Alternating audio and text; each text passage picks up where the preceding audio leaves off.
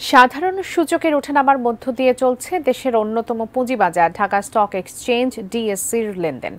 সকালে লেনদেনের শুরুতে সাধারণ সূচকের ঊর্ধ্বগতি থাকলেও কিছু সময় পর তা পড়তে থাকে।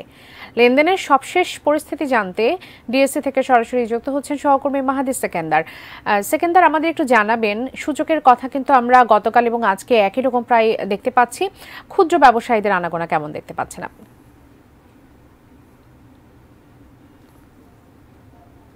আমি এখন রয়েছি ঢাকা স্টক এক্সচেঞ্জ মতিঝিলে। এখানে ক্ষুদ্র বিনিয়োগকারীদের কথা যদি বলি, এখানে ব্রোকার হাউসগুলো রয়েছে, সেখানে ক্ষুদ্র বিনিয়োগকারীদের দেখা মেলেনি।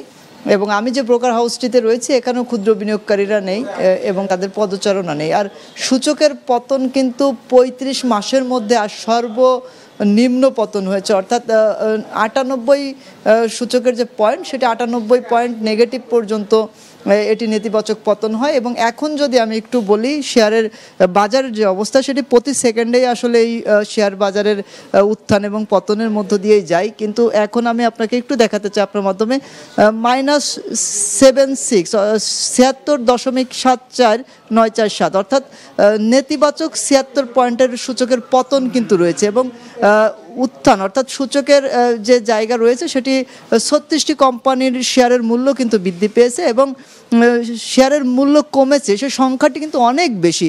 ৩৪৪টি শেয়ারের কোম্পানির শেয়ারের মূল্য কিন্তু কমেছে এবং অপরিবর্তিত রয়েছে 29টি। এবং বাবলি, আমি আপনার মাধ্যমে আরেকটি তথ্য জানাতে চাই। গতকাল কিন্তু সার্কিট ব্রেকার, যেটি পুঁজিবাজার যে নিয়ন্ত্রক সংস্থা, তারা কিন্তু সেটি দেওয়ার মাধ্যমে এই শেয়ারের যে পতন, সে পতন রোধের চেষ্টার যে বার্তা সেটি দিয়েছিল। এবং একটি কোম্পানির যে শেয়ারের মূল্য আছে সেটি 3%, অর্থাৎ কমতে পারবে শেয়ারের মূল্যের দাম। এবং এখানে যারা পুঁজিবাজার বিনিয়োগকারী সংস্থার সাথে সম্পৃক্ত রয়েছেন, তাদের যে বক্তব্য, তারা বলছেন যে সার্কিট ব্রেকার দেওয়ার পরেই শেয়ারের পরের দিনই এই পতন, এবং এটি দেওয়ার ফলে পতনটির যে সূচকের যে নিম্নগতি সেটি আরও বেশি বৃদ্ধি পেয়েছে।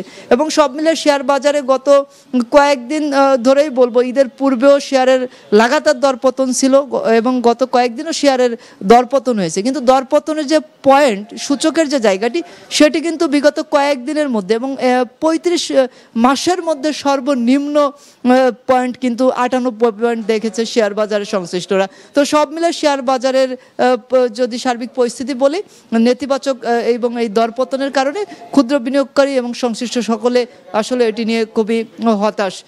এই ছিল আমার কাছে বাবলি, মতিঝিল ঢাকা স্টক এক্সচেঞ্জ থেকে সর্বশেষ।